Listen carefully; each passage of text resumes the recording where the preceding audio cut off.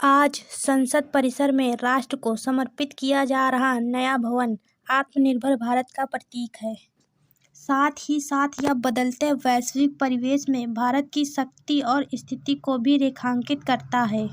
यह संसदीय भवन भारत के लोगों की सामूहिक आशाओं और आकांक्षाओं तथा लोकतांत्रिक चेतना का प्रतिनिधित्व करता है। अमृतकाल में इसकी प्रतिष्ठा इस आशा के अनुरूप ही है।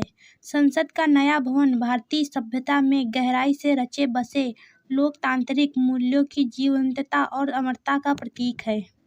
2019 में शुरू की गई सेंट्रल विस्टा पुनर्विकास परियोजना के हिस्से के रूप में इसका निर्माण प्रारंभ हुआ। यह त्रिकोणीय भवन विश्व के सबसे बड़े लोकतंत्र, जो सदैव अग्रगामी और गतिशील हैं, की जरूरतों के अनुरूप है। इसका त्रिकोणीय विन्यास कई धर्मों और मान्यताओं से जुड़ी पवित्रता को भी अभिव्यक्त करता है।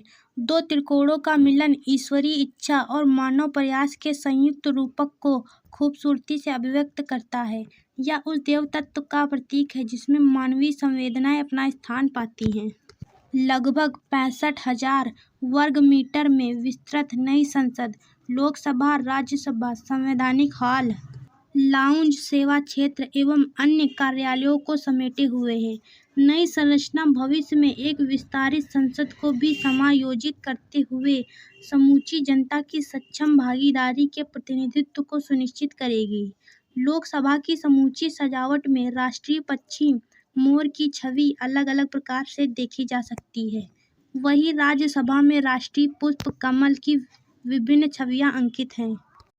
पूरे भवन को विभिन्न कलाकृतियों से सजाया गया है, जिनमें पेंटिंग, दीवार पैनल, पत्थर की मूर्तियां, धातु के विभिन्न भित्ति चित्र आदि शामिल हैं, जो भवन के स्थापत्य के अनुकूल हैं।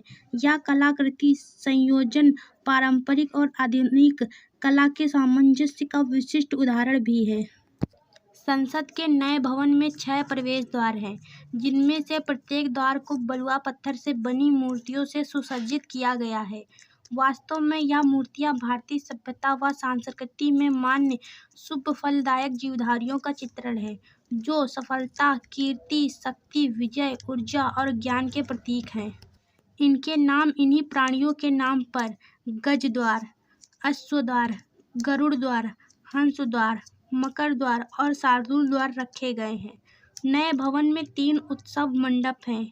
इनमें चाणक्य, गार्गी, गांधी, पटेल, अंबेडकर, नालंदा एवं कोणार्क की विशाल पीतल की मूर्तियां हैं, जो संकल्प, मान और कर्तव्य मंडप के रूप में भारत की लोकतांत्रिक और संवैधानिक विरासत की साक्ष्य हैं।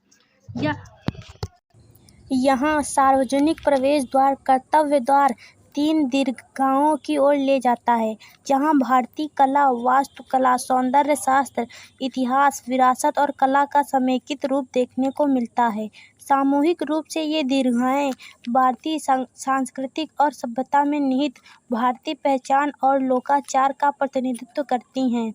देश के हर हिस्से से स्वदेशी व मूल कला रूपों का समावेश करते हुए इन दीर्घाओं में सभी की साझा दृष्टि और महत्वाकांक्षा को मूर्त रूप देने का प्रयास किया गया है।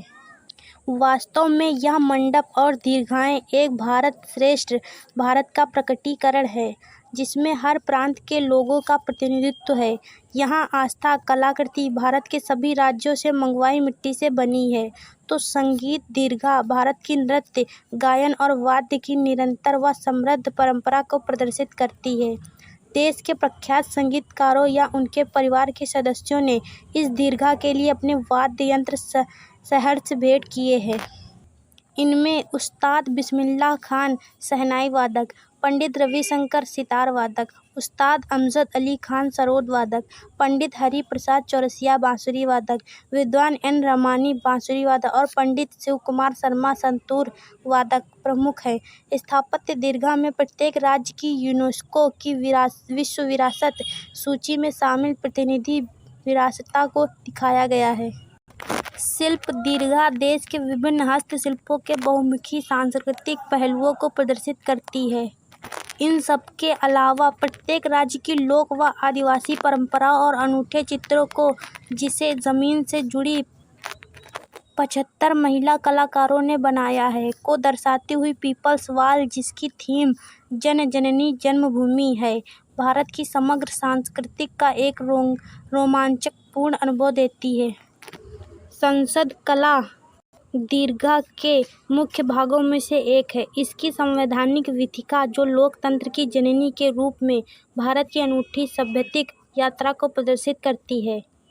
यद्यपि आधुनिक लोकतंत्र का आधार स्वतंत्रता, समानता, बंधुत्व और मानवीय गरिमा के आदर्शों का टिका है, तथापि ये आदर्श भारतीय ज्ञान परंपरा के समृद्ध स्रोतों में प्राचीन काल से ही अच्छी तरह से सुस्थापित हैं। वेद, स्मृति, रामायण, महाभारत, महाकाव्य, नाटक, सूत्र, अर्थशास्त्र, पांडुलिपियों, सिक्कों, शिलालेखों के साथ साथ क्षेत्रीय पुरातात्विक सामग्रियों से प्रचुर संदर्भों के साथ इस विथिका में यह देखने का प्रयास हुआ है कि विभिन्न संस्थाओं के माध्यम से किस प्रकार भारत में सुशासन की विविध पद्धतियों का विकास हुआ। संवैधानिक विथिका के ऊपरी भाग को फ्रेस्को कलाकृति से सजाया गया है। इसमें प्रमुख रूप से नंदलाल बोस द्वारा संविधान की मूल प्रति में बनाई गई पेंटिंग शामिल है। भित्ति चित्रों में से एक में भारतीय सभ्यता का सबसे आकर्षक, मनोरम व सार्वजनीन आख्यान मंथन दर्शाया गया है। यह भव्य कलाकृति अंगकोर वाट मंदिर की पत्थर की नक्काशी से प्रेरित है। देखा जाए तो संसद भी तो मंथन का सर्वोच्च स्थान ही है, जहाँ से लोक कल्याणकारी कामों का आधार तय होता है।